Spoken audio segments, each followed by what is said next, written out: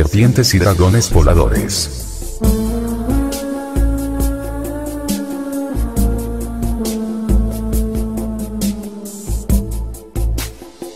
Capítulo 3. Condiciones físicas antes del diluvio. Y el segundo día él hizo el firmamento en medio del agua. Y las aguas fueron divididas en ese día. Una mitad de ellas fue para arriba, y la otra mitad para abajo, debajo del firmamento. Del libro del Jubileo.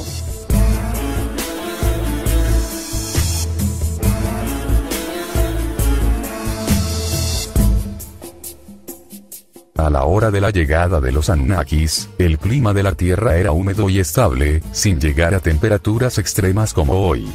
Esto debido a la enorme cantidad de humedad que era sostenida en la atmósfera de la Tierra, un verdadero cúmulo de nubes. Esta condición es descrita en el libro del Génesis como la separación de las aguas. Es en este clima húmedo que los Anunnakis llegaron a explotar los recursos terrestres. Eran una raza de reptil inteligentes y encontraron aquí condiciones muy agradables para su existencia que se aproximaba con las de su planeta. Comentario. Sabemos de Sitchin, antes de la llegada del planeta Nibiru, que la Tierra tenía una órbita diferente alrededor del Sol. Después de la colisión de uno de los satélites de Nibiru con la Tierra en el área que es ahora el Océano Pacífico, la Tierra/Tiamat fue lanzada fuera de su órbita anterior y llevada a la actual. Obviamente entonces, cuando los primeros nibiruanos llegaron, encontraron un clima muy diferente al que experimentamos en épocas modernas. R.S. No es ningún accidente que todas las colonias primitivas fueran encontradas en la boca de grandes sistemas de ríos, donde la humedad era abundante. Además del Tigris y el Éufrates, otras civilizaciones se originaron en la desembocadura del Nilo y en el conjunto de ríos de la India.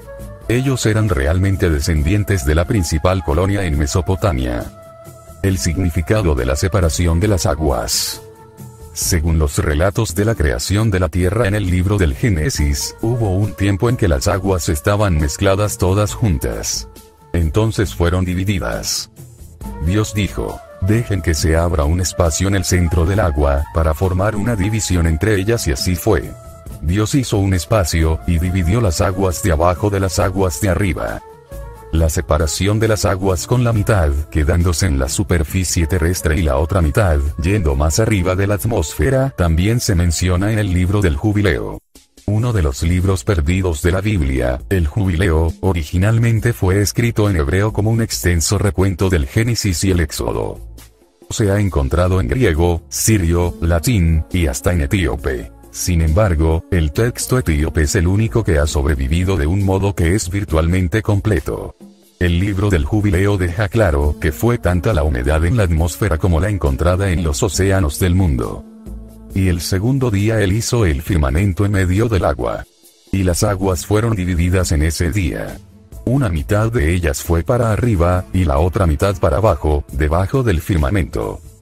Claramente, afirma que la humedad fue sostenida en el cielo, probablemente como una densa cubierta de nubes, y contenida bajo los mares. Berosus en su Historia de Babilonia, fragmentos de los cuales han sido preservados por Polistor, relata que al momento de la creación el universo entero consistía de humedad y que Zeus separó al cielo y la tierra el uno del otro.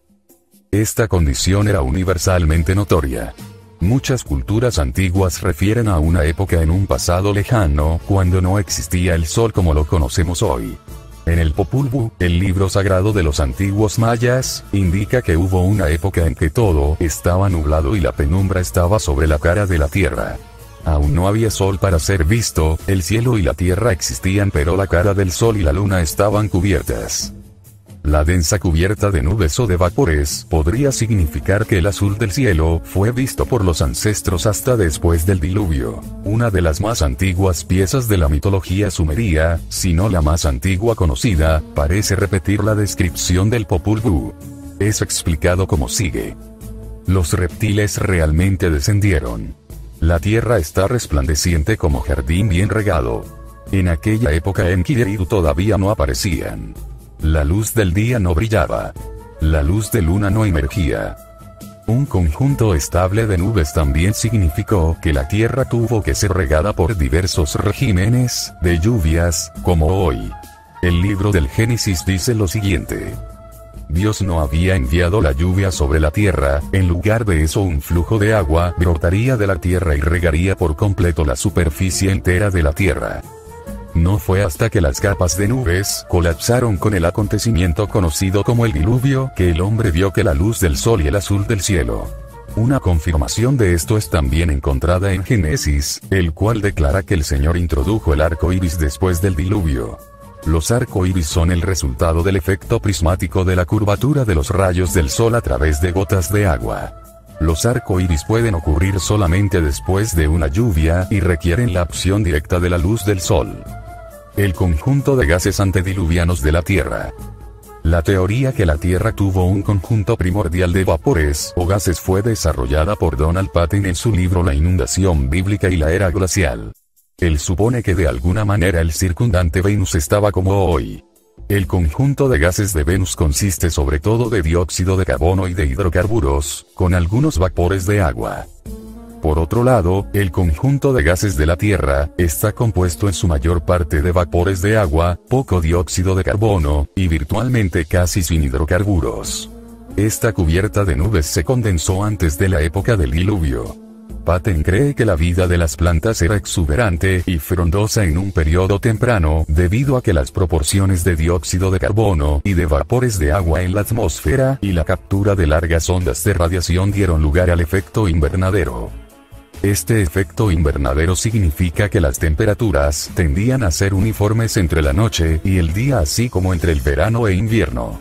Tuvo que haber poca circulación de la atmósfera, y esta ausencia de actividad ciclónica imposibilitó la formación de tormentas y otras formas de precipitación.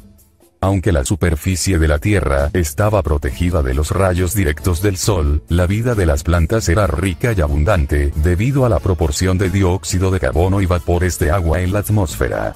La cantidad de dióxido de carbono en la atmósfera fue probablemente muchas veces mayor a la de hoy. Dos climatólogos, Owenton y Stephenson, en su artículo La Tierra Caliente en la revista Science, octubre del 85, sostienen que la atmósfera primitiva de la Tierra pudo haber contenido tanto como 1000 veces más dióxido de carbono que el de hoy.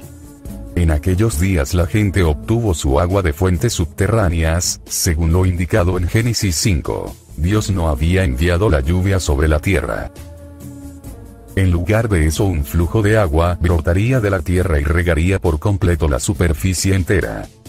El agua también era suministrada por los ríos, la cual descendía de las montañas, alimentada por manantiales naturales. La atmósfera pesadamente saturada también se condensaba al anochecer, produciendo así un pesado rocío que proporcionaba cierta cantidad de humedad. Esto también hizo de las condiciones nocturnas insoportables para el hombre cuando caía el pesado rocío.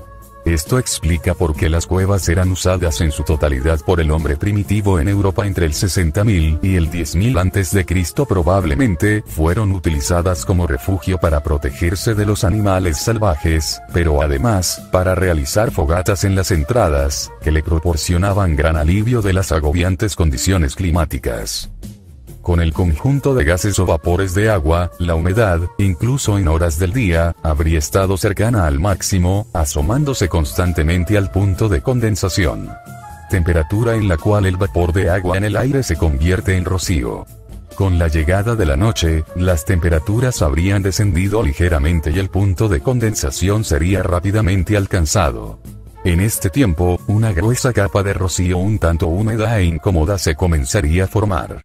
Haciendo fogatas en la entrada de las cavernas, el hombre primitivo podía mantener su temperatura arriba del punto de condensación toda la noche y por consiguiente aumentar su comodidad. La deshidratación de la Tierra. Durante este periodo primitivo, el clima era benigno en todas partes del mundo. La atmósfera estable y húmeda era ideal para los enormes dinosaurios vegetarianos y otros grandes reptiles. El clima antediluviano permanecía igual, quién sabe qué otras formas de reptiles se habrían desarrollado.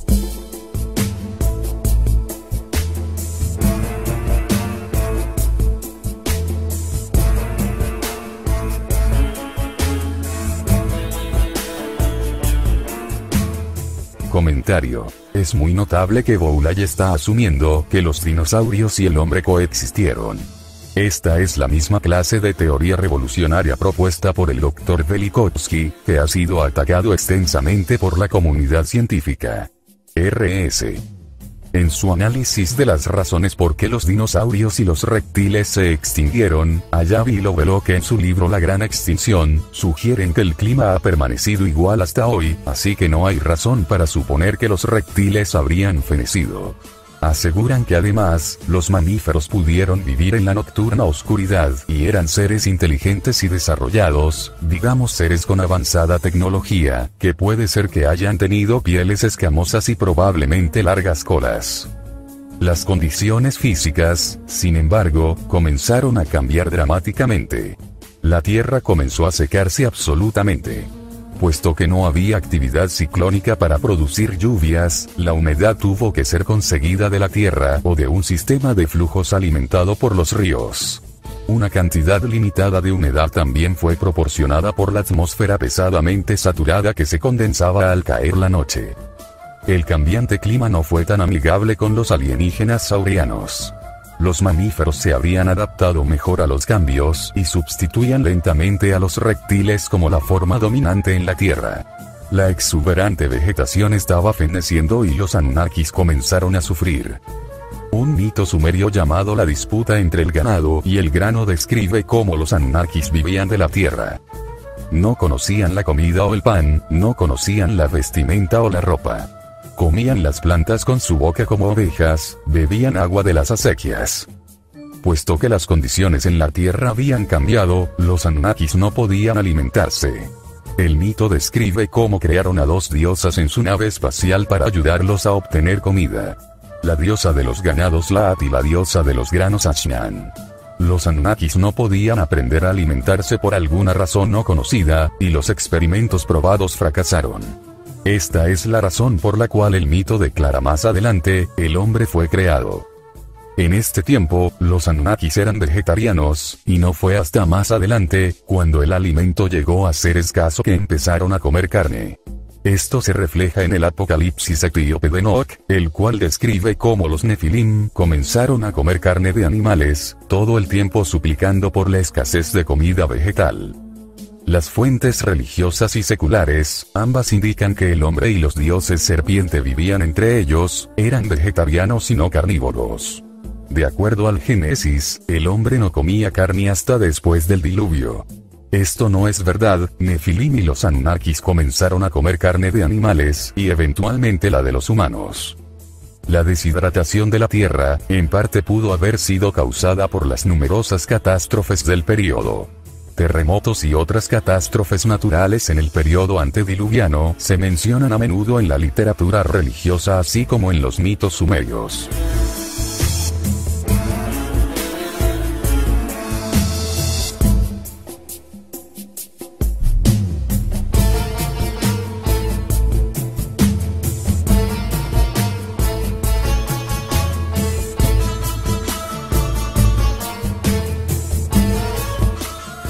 Terremotos y otras catástrofes. Los terremotos y otras catástrofes naturales no fueron desconocidos por el hombre primitivo, ellos se mencionan en muchas fuentes antiguas, religiosas y seculares. El Agadá, la fuente de la tradición oral hebrea, se refiere al periodo de las calamidades que ocurrieron en la generación de Enos, el segundo después de Adán, cuando la tierra fue asediada por 4 revoluciones naturales, probablemente una referencia a los principales terremotos, causados quizás por un cambio de la tierra sobre su eje. Otras fuentes antiguas revelan que, en los días de Enos, hubieron severas interrupciones en el abastecimiento de agua, y que las montañas llegaron a ser áridas, así que mucha gente moría y los cadáveres se pudrían donde se encontraban y no eran enterrados. Tal cambio tendría un efecto en el calendario, especialmente en la duración del año. En el primer libro de Enoch existen varias advertencias al pueblo, acerca de los errores en la compilación de la duración del año. Enoch le dice a Matusalén que el año termina en 364 días, y no observar esta corrección trastornaría todo el orden de los días de celebración. De esta manera, aparecería que, al menos por un momento, la duración del año era de 364 días en vez de 365. Incluso el escritor griego Herodotus, en sus historias, se refiere a las antiguas perturbaciones de la tierra. Fue informado por los sacerdotes egipcios de la antigua ciudad de Heliópolis que en los 10.000 años que precedían, el sol se había movido de su curso 4 veces. Parece que el eje de la Tierra había sido desplazado 4 veces, porque el Sol, dicho por ellos, habría cambiado su posición normal, ascendiendo 2 veces por el oeste, y 2 veces por el este. Curiosamente, la declaración de Herodotus coincide con las antiguas fuentes religiosas, que hablan de 4 importantes disturbios durante los días de Enos. El comportamiento excéntrico del Sol también se encuentra en la tradición oral hebrea que afirma que en la era antes del diluvio las leyes de la naturaleza fueron suspendidas, el Sol emergía por el oeste y él se ocultaba por el este.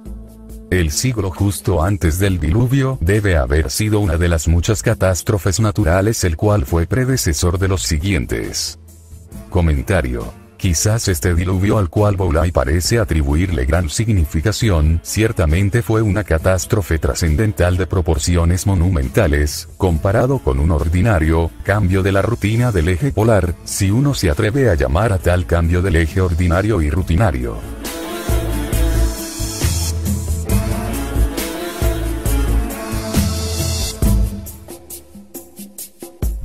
El período de los 120 años en el Génesis. Existe una declaración curiosa en Génesis 6 el cual solo precede a la cuenta del diluvio, se refiere al periodo de 120 años. Por generaciones, los eruditos han interpretado el versículo del Señor que dice que concedieron al hombre una duración de vida de 120 años. Génesis dice: Mi espíritu no habitará en el hombre por siempre, porque él es de carne, pero sus días serán de 120 años. Esta interpretación relacionada con la esperanza de vida del hombre parece extraña, sin embargo, en vista del hecho que el texto se ocupa de las intenciones de Dios para destruir a la humanidad en el diluvio siguiente. Si es así, ¿por qué entonces le ofrece al hombre una esperanza de vida tan larga? Las declaraciones subsecuentes en el Génesis no apoyan una esperanza de vida tan arbitraria. Después del diluvio, los descendientes de Noé vivieron más del límite de 120 años. Sem vivió 600 años, su hijo Arfaxad 483, y su hijo Saleh 433, y así hasta llegar a Abraham que murió a la sazón de 175 años.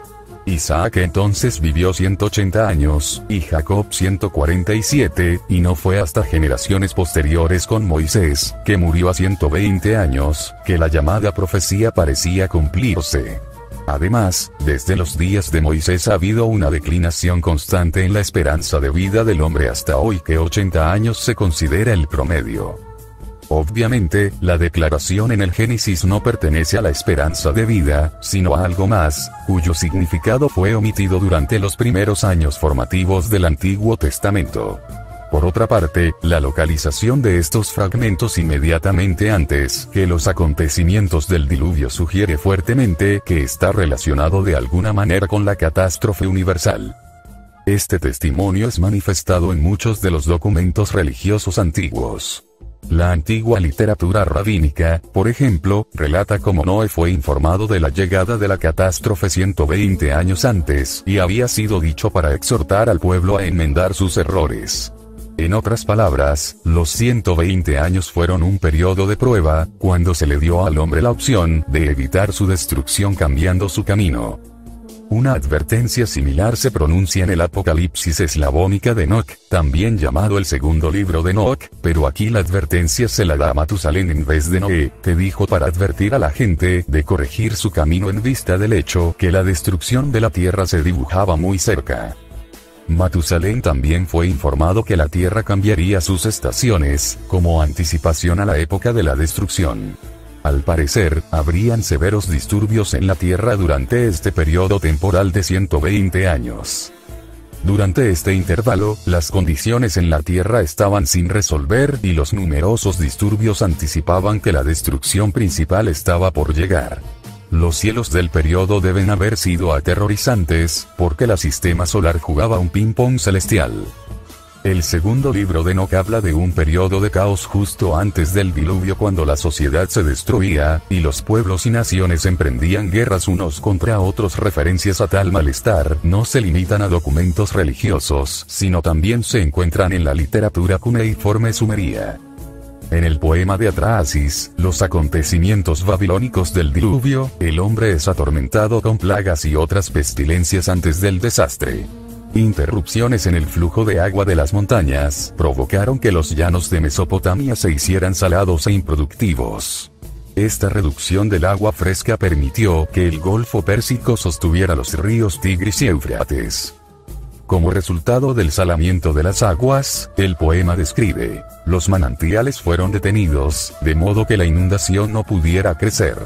Los campos disminuyeron sus cosechas. Los llanos totalmente abiertos trajeron adelante sal. Su seno se reveló, así que sin plantas, tampoco hubieron granos. El Edén de la Biblia se había convertido en un llano desolado y salobre. Según el poema, las condiciones de vida se volvieron insoportables, había hambre total, las enfermedades llegaron a ser descontroladas, y los sobrevivientes tuvieron que recurrir al canibalismo. Una disminución en el suministro de alimentos no fue el único problema. Había también una superpoblación. Usando la genealogía del libro del Génesis como fuente demográfica, puede demostrarse que había una alta densidad poblacional en esa área. Asumiendo que hubo 20 niños por familia, una cifra muy conservadora considerando la larga vida de los habitantes y el sistema polígamo, y contando solamente 10 generaciones desde Adán hasta Noé, el extraordinario total de 1.000 millones de personas puede ser deducido. Mientras que este número puede ser matemáticamente correcto, lógicamente representa un censo imposible para el número de personas que existieron a la hora del inicio del diluvio. Muy probablemente, sugiere que hubo un extremado alto índice de mortalidad entre humanos.